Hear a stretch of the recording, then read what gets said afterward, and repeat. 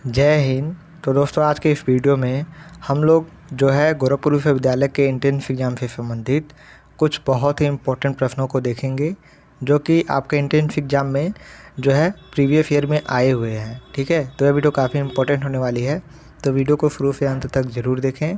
और यदि आपने इस चैनल को सब्सक्राइब नहीं किया है तो सब्सक्राइब कर लें। ठीक है, सबसे पहला प्रश्न है, भारत छोड़ो आंदोलन के दौरान करो या मरो का नारा किसने दिया था? तो करो या मरो का जो नारा है वो महात्मा गांधी जी ने दिया था। तो आपका राइट आंसर है आपका option number B, Mahatma Gandhi. ठीक है, अगला प्रश्न है आपका, महारत्न का उदाहरण है। महारत्न का जो उदाहरण है वो आपका है भारतीय इस्पात प्राधिकरण। ठीक है, इसको ही महारत्न बोला जाता है। अगला प्रश्न देखते हैं। अगला प्रश्न है, भारत का वायसराय कौन था जब भारत की राजधानी को कलकत्ता से दिल्ली स्थानांतरित किया गया था? तो जब भारत की राजधानी को कलकत्ता से दिल्ली स्थानांतरित किया गया था, उस समय जो है भारत का वायसराय जो था लॉर्ड हार्डिंग द्वितीय था। ठीक है, अगला प्रश्न है, भारतीय संविधान के निम्नलिखित में से कौन से अनुच्छेद में अस्पृश्यता को समाप्त कर दिया गया है? तो अनुच्छेद 17 जो है अस्पृश्यता से संबंधित है। ठीक है, 17 से याद रखेंगे अस्पृश्यता, तो आपको जो है यह अनुच्छेद कभी भी नहीं भूलेगा। ठीक है, तो आर्टिकल 17 जो है आपका अस्पृश्यता से यानी छुआछूत से जो है संबंधित है, इसको जो है आर्टिकल 17 में समाप्त कर दिया गया है। अगला प्रश्न है, प्रधानमंत्री जन धन योजना को शुरू किया गया था। तो प्रधानमंत्री जन धन योजना को जो है 28 अगस्त 2014 को शुरू किया गया था। बहुत सारे लोगों को ईयर याद रहता है 2014, लेकिन जो है डेट नहीं याद रहता है। तो याद रखिएगा कि 28 अगस्त 2014 को जो है प्रधानमंत्री जन धन योजना शुरू की गई थी। ठीक है, और अगर पूछते कि जन धन योजना के सबसे ज़्यादा खाते कहाँ पर हैं, तो उत्तर प्रदेश में जो है सबसे ज़्यादा हैं। अगला है, भारत में दक्कन के लावा पथ में मुख्य रूप से किस प्रकार की मिट्टी पाई जाती है? तो लावा वाले पथ पर जो है काली मिट्टी पाई जाती है। ठीक है, बहुत ही इंपॉर्टेंट प्रश्न है ये भी। अगला प्रश्न है, हवा द्वारा परागण को संदर्भित करने के लिए किस शब्द का प्रयोग किया जाता है? तो हवा द्वारा जो परागण होता है उसको हम लोग बोलते हैं एनेमोफिली। ठीक है, ये आपका राइट आंसर हो जाएगा। और अगर आपको ऐसे ही बहुत सारे इंपॉर्टेंट प्रश्न चाहिए, बहुत सारे इंपॉर्टेंट क्वेश्चंस चाहिए और प्रीवियस ईयर के पेपर भी चाहिए, प्रीवियस ईयर के इंपॉर्टेंट क्वेश्चन भी चाहिए, तो आप लोग जो है जो हम लोगों ने कोर्स लॉन्च किया है उसको आप लोग परचेस कर सकते हैं। मैं आपको दिखा देता हूँ। यहाँ पे आप लोग देख सकते हैं कि इस कोर्स की फ़ीस बहुत ही कम की गई है। ठीक है, 199 रुपये में ही आप लोग इस कोर्स को परचेस कर सकते हैं। इसमें जो है आपको बहुत सारे इंपॉर्टेंट प्रश्नों को दिया जाएगा PDF के फॉर्म में। ठीक है, वहाँ से आप लोग तैयारी अपनी कर सकते हैं और प्रीवियस ईयर के क्वेश्चन पेपर भी दिए जाएंगे, साथ साथ टेस्ट सीरीज भी दी जाएगी। ठीक है, तो अगर आपको किसी भी कोर्स की तैयारी करनी है तो आप लोग जाके यहाँ से कर सकते हैं। बेसिकली आपको इस कोर्स को लेने के लिए इस व्हाट्सएप नंबर पर मैसेज करना है। ठीक है, यहाँ पर मैसेज करना है और आपको यह कोर्स प्रोवाइड करा दिया जाएगा। ठीक है, तो अगर आपको एंट्रेंस एग्जाम में जो है बहुत ही अच्छे नंबर लाने हैं और एडमिशन लेना है तो आप लोग जो है इस कोर्स को परचेज कर सकते हैं। ठीक है, अगला प्रश्न है, निम्नलिखित युग्मों को सुमेलित कीजिए और सही उत्तर का चयन करें। तो आप लोग देख सकते हैं कि वह यह जो है इकोनॉमी से प्रश्न है। तो वस्तु एवं जो सेवा कर है वह क्या होता है? तो आपका इनडायरेक्ट टैक्स होता है, यानी कि अप्रत्यक्ष कर होता है। तो पहले का बी हो गया। दूसरा है आयकर क्या होता है? तो आयकर आपका प्रत्यक्ष कर होता है, यानी कि डायरेक्ट टैक्स होता है। फिर दूसरे का ए हो गया। तीसरा आपका कर राजस्व क्या होता है? तो कर राजस्व जो होता है वो आपका राजस्व प्राप्तियाँ होती है, तो जो है तीसरे का सी हो गया। और चौथा आपका जो बच गया उसका डी हो जाएगा, क्योंकि पूंजी प्राप्तियाँ क्या होती हैं? पूंजी बजट होती है। तो आपका राइट आंसर हो जाएगा BACD, जो कि आपका पहले वाले ही विकल्प में दिया गया है। ठीक है, BACD।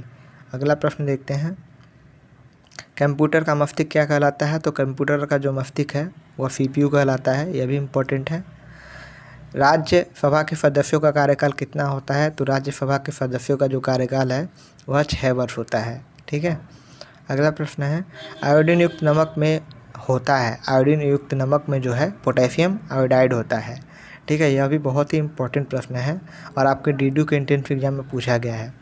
अगला प्रश्न है, निम्नलिखित में से कौन सा कर मौर्य काल में भूमि संबंधी कर नहीं था? तो भाग तो था। भाग एक प्रकार का कर था जो भूमि से संबंधित था, बलि भी था, उदक भी था, लेकिन जो है आपका शुल्क जो है कोई कर नहीं था। ठीक है, तो राइट आंसर आपका ऑप्शन नंबर जो है डी हो जाएगा, शुल्क। अगला प्रश्न है, निम्नलिखित युग्मों पर विचार करिए। एलिफेंटा जो है दिया है भारत का मालाबार तट, काल बैसाखी जो है महाराष्ट्र दिया है, अम्ल वर्षा जो है केरल दिया है। तो मैं आपको बता दूं कि एलिफेंटा जो है भारत के मालाबार तट पर है, यह बिल्कुल सही है। ठीक है, अम्ल वर्षा के लिए केरल प्रसिद्ध है, यह भी सही है। काल बैसाखी जो महाराष्ट्र से संबंधित नहीं है, तो ये आपका गलत हो जाएगा। ठीक है, यानी कि पहला और तीसरा जो है आपका सही होगा। ठीक है, तो इसमें जो है राइट आंसर आपका पहला और तीसरा, ऑप्शन नंबर 3 जो है सही हो जाएगा। ठीक है, यहाँ पे है। अगला प्रश्न देखते हैं, भूमंडलीय तापन यानी कि ग्लोबल वार्मिंग किसके कारण होता है? तो ग्लोबल वार्मिंग जो है ग्रीन हाउस प्रभाव के कारण होता है। यह बहुत ही इंपॉर्टेंट प्रश्न है, इसको याद रखिएगा। अगला है, चोल काल में वेट्टी क्या था? ठीक है, चोल काल में वेट्टी जो था एक प्रकार का कर था। वेट्टी क्या था? एक प्रकार का कर। कौन से काल में था? तो चोल काल में। फेफड़ों को कौन सा रोग प्रभावित करता है? तो फेफड़ों को जो है तपेदिक रोग जो है प्रभावित करता है। भारत में तीसरा सबसे बड़ा नागरिक सम्मान कौन सा है? तो तीसरा जो है सबसे बड़ा नागरिक सम्मान आपका पद्म भूषण है। ठीक है, आप लोग इसको याद रखेंगे। पहला कौन है? पहला भारत रत्न है। दूसरा कौन है? पद्म विभूषण है। तीसरा कौन है? पद्म भूषण है। चौथा कौन है? पद्म श्री है। ठीक है, तो इसको आप लोग याद रखेंगे। खजुराहो स्मारक समूह के बारे में गलत कथन की पहचान करिए। तो इसमें आप लोग देख सकते हैं चारों जो कथन में से यह जो तीसरा कथन है यह बिल्कुल गलत है, बाकी सारे कथन सही दिए गए हैं। ठीक है, आप लोग इसको पढ़ लीजिएगा क्योंकि ये बहुत जो है बड़े बड़े कथन दिए गए हैं। ठीक है, जैसे मंदिर का निर्माण 950 से 1050 ईस्वी के दौरान 100 वर्षों की छोटी अवधि में किया गया था, बिल्कुल सही है। दूसरा भी सही है, चौथा भी सही है, तीसरा जो है गलत है। ठीक है, और आपको बताना था कि कौन सा गलत है। शिक्षा पर मैकाले मिंटफ किस वर्ष पारित किया गया था? तो मैकाले मिंटफ जो है 1835 में जो है पारित किया गया था। अगला प्रश्न है, एक तारा जो स्थिर दिखाई देता है और रात्रि आकाश में सबसे अधिक चमकता है। बहुत ही इंपॉर्टेंट है, बहुत ही आसान भी है, ध्रुव तारा। ठीक है, अगला प्रश्न है, पोलर स्टार है। भारत का प्रथम समुद्री राफ्टी उद्यान कहाँ पर है? तो समुद्री राफ्टी उद्यान जो है कच्छ में है आपका। ठीक है, कच्छ गुजरात में। अगला प्रश्न है, दूध का दही में खट्टा होना क्या है? तो दूध का दही में खट्टा होना जो है किण्वन का एक एग्जाम्पल होता है। अगला प्रश्न है, एक वाहन द्वारा तय की गई दूरी को मापने के लिए प्रयुक्त उपकरण का नाम बताइए। तो इस उपकरण को ओडोमीटर कहा जाता है। ठीक है, अगला प्रश्न है,